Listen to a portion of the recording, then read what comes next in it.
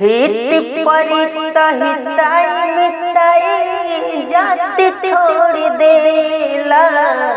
हित परित हिताई मिताई जात छोड़ देला।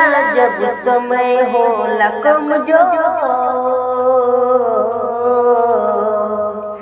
जब समय होला कमजोर तो सब केहू साथी छोड़ देला। जब समय होला कमजोर तो हर केहू साथी छोड़ देला।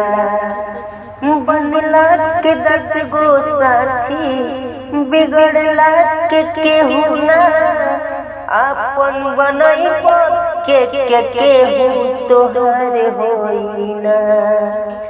बनला के 10 गो साथी बिगड़ला के कोई ना आपन बनैबो कैसे केहू तोहर होई ना।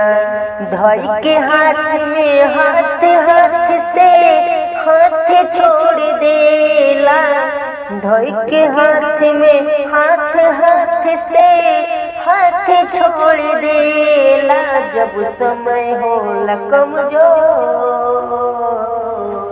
जब समय होला कमजोर तो हर केहू साथ छोड़ देला। जब समय होला कमजोर तो हर केहू साथ छोड़